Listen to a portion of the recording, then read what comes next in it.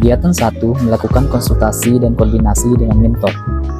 Kegiatan ini dilakukan sebagai langkah awal untuk memastikan seluruh proses aktualisasi berjalan terarah. Kegiatan diawali dengan penyusunan agenda konsultasi. Selanjutnya, saya melakukan penyampaian konsep rancangan aktualisasi kepada Kepala Satuan Polisi Pamong Praja. Bapak Kasat memberikan dukungan penuh dan menandatangani surat persetujuan pelaksanaan aktualisasi sebagai dasar pelaksanaannya. Kemudian, saya melanjutkan konsultasi dengan mentor untuk mendapatkan masukan lebih rinci mengenai teknis pelaksanaan. Mentor memberikan tanggapan positif, kritik membangun, serta arahan. Tahap akhir, dukungan moral dan administratif dari mentor. Kegiatan 2, melakukan identifikasi dan analisis awal. Kegiatan ini dilakukan untuk mengetahui kondisi awal penggunaan media sosial. Tahap pertama yaitu mengidentifikasi dan menganalisis efektivitas akun media sosial Satpol PP Bone, terutama pada platform Instagram yang merupakan media utama komunikasi publik instansi. Tahap 2, saya melakukan analisis terhadap isi konten yang telah dipublikasikan. Saya melanjutkan kegiatan tahap 3 dengan melakukan diskusi ringan bersama dengan rekan kerja di lingkungan Satpol PP Kabupaten Bone. Diskusi ini bertujuan untuk mengidentifikasi hambatan yang dihadapi dalam pengelolaan media sosial.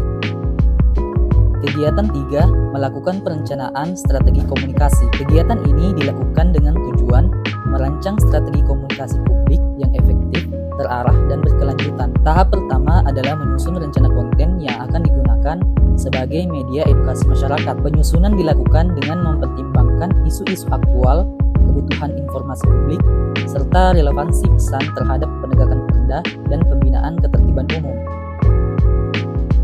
Tahap kedua adalah menentukan gaya komunikasi visual dan bahasa yang tepat untuk masyarakat Bone. Saya memilih pendekatan visual yang menarik serta menggunakan bahasa yang sederhana, jelas, sopan, dan edukatif dengan harapan konten yang dihasilkan lebih mudah dipahami, humanis, dan memiliki daya edukasi.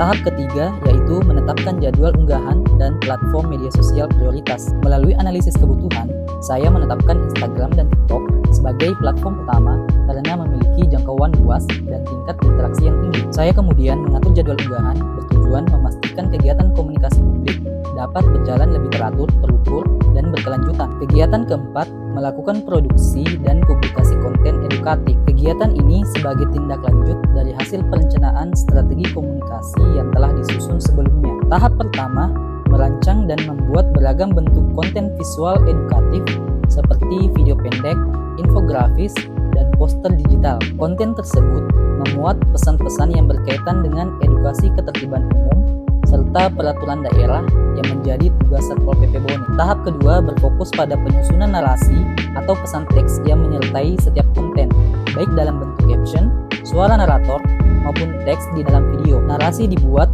dengan gaya yang ringan, namun tetap informatif, sehingga pesan ketertiban dan ketentraman dapat diterima secara positif.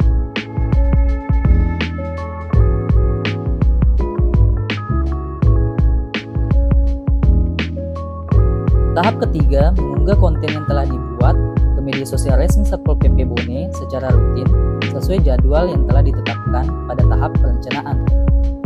Dengan publikasi yang konsisten, harapannya pesan edukatif Satpol PP Bone dapat menjangkau lebih banyak masyarakat dan menumbuhkan partisipasi publik dalam menjaga ketertiban lingkungan.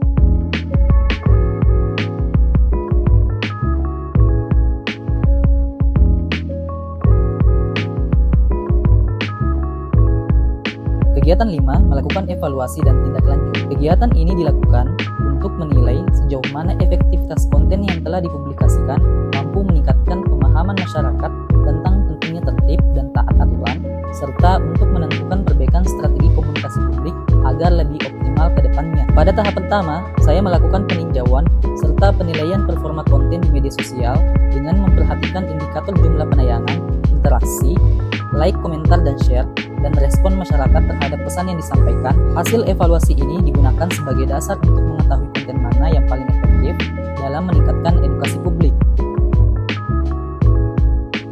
Tahap kedua, saya menganalisis dan mengidentifikasi jenis konten yang paling diminati masyarakat sejauh bentuk konten seperti video, poster, dan infografis, gaya penyajian, dan tema pesan. Analisis ini membantu menentukan pola konten yang layak dipertahankan maupun ditingkatkan. Rekomendasi tersebut meliputi peningkatan kualitas visual, variasi tema, serta usulan kerjasama dengan pihak terkait untuk memperluas jangkauan edukasi publik. Pada tahap terakhir, saya menyusun rekomendasi perbaikan strategi komunikasi publik berdasarkan hasil evaluasi dan analisis sebelumnya. Melalui seluruh rangkaian kegiatan ini, saya berupaya menerapkan nilai akuntabilitas, profesionalisme, dan adaptabilitas ASN dalam mendukung perbaikan berkelanjutan atau continuous improvement pada pengelolaan komunikasi digital Satpol PP Kabupaten Bone. Menurut saya, konten edukasi Satpol PP Bone sekarang jauh lebih menarik dan mudah dipahami.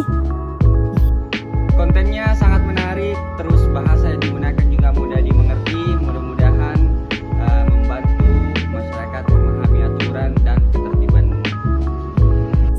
Kalau Satpol PP terus aktif membuat konten edukatif, masyarakat pasti semakin sadar pentingnya tertib dan taat aturan. Ini sangat penting baik untuk pembangunan daerah.